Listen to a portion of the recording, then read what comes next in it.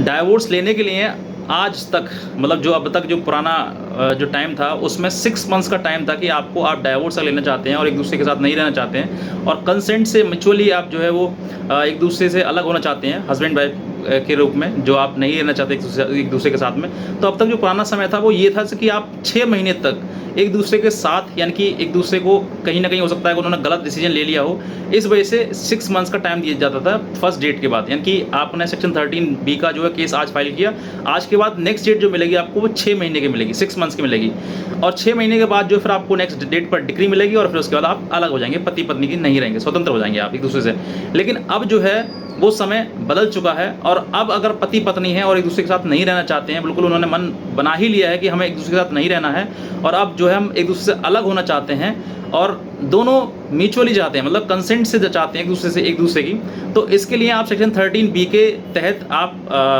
Case file करें और उसके बाद आपका जो 6 महीने का जो समय था वो समय जो आप बिल्कुल समाप्त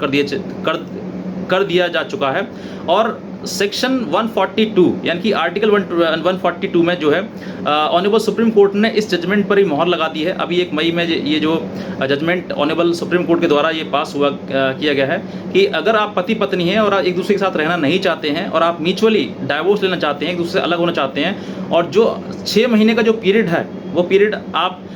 फेस कर रहे थे अब तक, या फिर अब तक पुराने समय में था कि भाई 6 महीने का पीरियड फेस करना पड़ेगा आपके लिए, अब ऐसा नहीं है। आप बिना किसी पीरियड को फेस किए हुए आप सीधे डाइवोर्स ले सकते हैं और किसी प्रकार की आपको कोई दिक्कत नहीं आएगी। तो ये एक लेटेस्ट आपके लिए जानकारी थी।